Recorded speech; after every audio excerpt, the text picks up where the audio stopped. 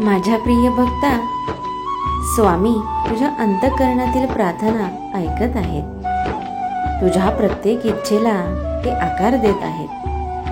तुझं मन ज्या स्वप्नांनी उजळून निघालं आहे, ती स्वप्ने आता सत्यात उतरण्यास सज्ज झाली आहेत. आजवर ज्या अडचणी तुझ्यासमोर उभ्या राहिल्या, त्या केवळ तुझी शक्ती वाढवण्यासाठी होत्या.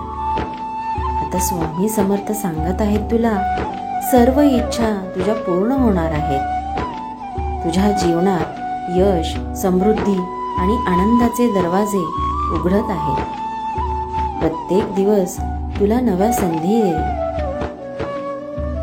तुझ्या श्रमाला आता योग्य फळ मिळणार आहे.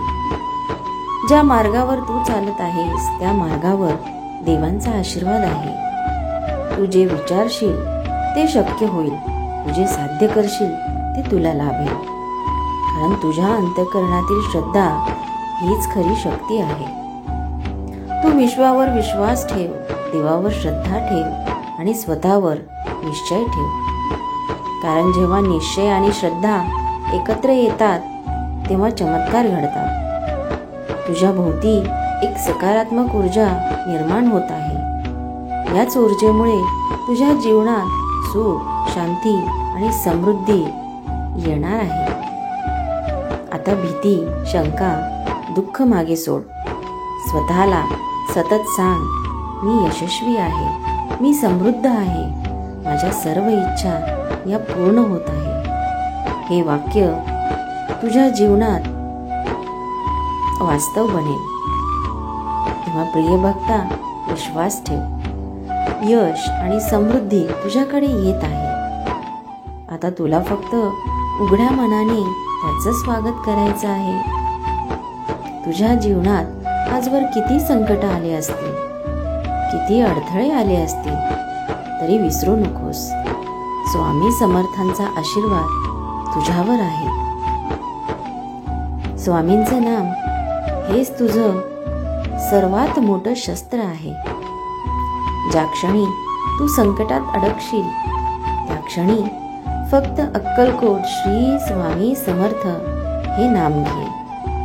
तुझ्या भोवती दिव्य शक्तीचं कवच निर्माण होईल. स्वामी समर्थांचा आशीर्वाद म्हणजे न संपणारी शक्ती, आधार आणि प्रेम आहे. जेव्हा तुला असं वाटतं की आता पुढे जाणं खूप कठीण आहे, तेव्हाच हे लक्षात ठेव की स्वामी तुला धरून चालवत आहेत. तुझं प्रत्येक पाऊल त्यांच्या कृपेने हे सुरक्षित आहे.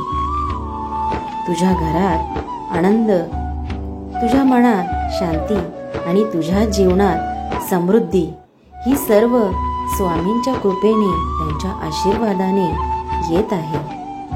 तू कितीही साधा असलास, कितीही लहान असलास, तर स्वामींच्या दृष्टीने तू नेहमीच त्यांचा लाडका भक्त आहेस. म्हणूनच सांगते, चिंता सोडून दे, विश्वासाने पुढे चालत राहा. कारण जिथे श्रद्धा आहे, तिथे स्वामींची कृपा नक्कीच आहे. हे लक्षात ठेव. श्री स्वामी समर्थ.